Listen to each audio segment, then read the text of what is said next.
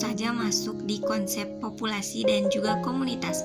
Pertama, kita akan membahas apa sih konsep dari populasi tersebut. Berikut pembahasannya. Konsep populasi. Populasi adalah kumpulan individu dari suatu jenis organisme. Pengertian ini dikemukakan untuk menjelaskan bahwa individu-individu suatu jenis organisme dapat tersebar luas di permukaan bumi, namun tidak semuanya dapat saling berhubungan untuk mengadakan perkawinan atau pertukaran informasi genetik karena tempatnya terpisah. Individu-individu yang hidup di suatu tempat tertentu dan antara sesamanya dapat melakukan perkawinan sehingga dapat mengadakan pertukaran informasi genetik yang dinyatakan sebagai populasi. Sekarang kita masuk pada konsep komunitas. Komunitas merupakan kumpulan dari berbagai populasi yang hidup pada suatu daerah dalam waktu tertentu yang saling berinteraksi dan mempengaruhi satu sama lain. Komunitas ialah beberapa kelompok makhluk yang hidup. Oke guys, sekarang kita bahas tentang dinamika populasi. Jadi dinamika populasi yaitu perubahan jumlah populasi di suatu daerah. Oh ya, perubahan jumlah populasi ini itu nggak harus selalu berkurang loh, tapi bisa juga meningkat tergantung faktor yang mengaruhinya. Interaksi kompetisi tadi merupakan salah satu faktor yang menyebabkan adanya dinamika populasi yang menurun. Maksudnya di sini itu dinamika populasi itu terbagi atas dua. Yang pertama faktor abiotik dan juga ada faktor biotik. Nah, faktor abiotik itu ada perubahan iklim, ketersediaan sumber daya alam dan unsur hara, bencana alam, dan juga faktor biotik itu ada interaksi berupa kompetisi ataupun predasi. Selain kompetisi, ada juga predasi yang mempengaruhi dinamika populasi tersebut. Nah, saya memberikan satu contoh yaitu meningkatnya populasi tikus sawah akibat perburuan beluga elang yang dilakukan oleh manusia. Pada rantai makanan, elang sebagai konsumen 2 dan tikus sebagai konsumen 1. Nah, jika manusia memburu burung elang, maka elang yang akan makan tikus jumlahnya pun berkurang dan hal ini akan membuat populasi tikus di sawah menjadi meningkat. Nah, itu salah satu contoh yang saya angkat.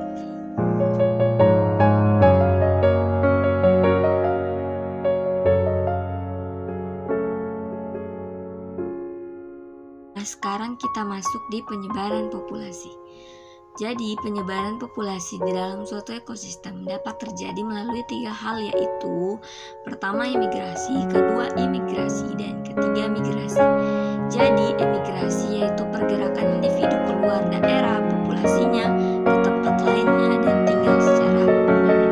Sedangkan imigrasi yaitu pergerakan individu dari suatu daerah populasi lainnya dan tinggal secara permanen. Sedangkan migrasi yaitu pergerakan secara dua arah suatu individu dari suatu daerah populasi ke daerah populasi hingga secara periodik. Nah, keragaman tak terbatas dari pola penyebaran yang terjadi dalam alam secara kasar ini dapat dibedakan menjadi 3 hal. Yang pertama, penyebaran teratur atau seragam. Yang kedua, penyebaran secara acak atau random. Yang ketiga, penyebaran secara berkelompok. Jadi, penyebaran teratur atau seragam itu di mana individu-individu terdapat pada tempat tertentu dalam komunitas. Penyebaran ini terjadi bila salah satu persaingan yang keras sehingga timbul kompetisi yang mendorong pembagian ruang hidup yang lain. Penyebaran secara acak atau random di mana individu-individu menyebar dalam beberapa tempat dan mengelompok dalam tempat lainnya. Penyebaran ini terjadi jika lingkungan homogen. Sedangkan penyebaran berkelompok atau berumpun di mana individu-individu selalu ada dalam kelompok dan sangat jarang terlihat sendiri secara terpisah. Pola ini umumnya dijumpai di alam karena adanya kebutuhan akan faktor lingkungan yang sama. Nah, penyebaran secara teratur dalam individu-individu yang kurang lebih berjarak sama ini satu sama lainnya jarang terdapat di alam, tetapi umumnya dalam satu ekosistem yang dikelola. Dan di sini tanaman atau pohon memang sengaja diatur seperti itu, yaitu jarak yang sama untuk menghasilkan produk yang optimal. Guys, sekarang kita masuk di faktor pembatas dari populasi. Nah, apa saja sih faktor-faktor pembatas populasi? Nah, faktor pembatas yang menyebabkan spesies menerapkan strategi untuk bertahan hidup. Faktor pembatas populasi ini dibagi menjadi dua. Yang pertama yaitu faktor pembatas tergantung kepadatan, yang meliputi dari makanan, ruangan, dan yang kedua yaitu faktor pembatas yang tidak tergantung kepadatan, yang meliputi iklim dan juga bencana alam. Itulah faktor-faktor pembatas dari populasi. Nah guys, sekarang kita masuk ke konsep komunitas. Apakah konsep komunitas itu? Jadi konsep komunitas adalah kumpulan dari populasi yang hidup pada suatu waktu dan daerah tertentu yang saling berinteraksi dan saling mempengaruhi satu sama lain. Misalnya ada populasi jerapah dan juga ada populasi penguin. Nah, populasi-populasi tersebutlah yang akan membentuk suatu komunitas. Nah, oke guys, sekarang kita masuk pada pola komunitas. Pola komunitas adalah struktur yang diakibatkan oleh penyebaran organisme di dalam dan interaksi dengan lingkungannya, dan itu disebut dengan pola. Sedangkan komunitas adalah kumpulan dari berbagai populasi yang hidup pada suatu waktu dan daerah tertentu yang saling berinteraksi dan mempengaruhi satu sama lain. Nah guys, sekarang pola komunitas itu dibagi menjadi beberapa pola.